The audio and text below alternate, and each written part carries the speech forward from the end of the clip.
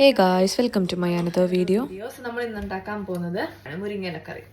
So ഈ മുരിങ്ങയില കാണുമ്പോൾ എനിക്ക് പണ്ട് ഞാൻ ചെയ്ത ഒരു കാര്യം എനിക്ക് ഓർമ്മ വരുവാണ്. എൻ്റെ മാമനാണെങ്കിൽ എന്നോട് പറഞ്ഞു മുരിങ്ങയില കഴിക്കുന്നത് നല്ലതാണ്, കാരണം എനിക്ക് കണ്ണിന് കാഴ്ചക്കുറവുണ്ട്. അതിൻ്റെ നീര് പിഴിഞ്ഞൊഴിച്ചാൽ നമുക്ക് കണ്ണിന് കാഴ്ച കിട്ടും. അതിൻ്റെ തെളിനീരാണ് ഉദ്ദേശിച്ചതെന്ന് തോന്നുന്നു, എനിക്കറിയില്ല.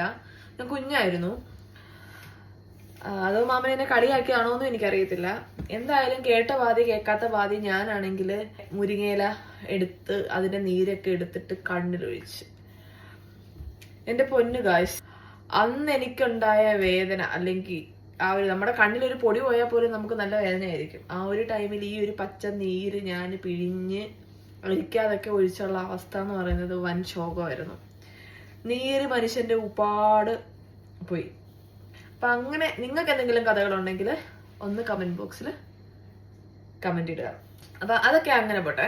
അപ്പൊ നമ്മുടെ വിഷയത്തിലേക്ക് വരാം. നമ്മൾ ഇന്ന് ഉണ്ടാക്കാൻ പോകുന്നത് മുരിങ്ങയിലക്കറിയാണ്. അപ്പൊ നമുക്ക് താമസിക്കാൻ നമുക്ക് വീഡിയോ ഇട്ട് പോയാലോ.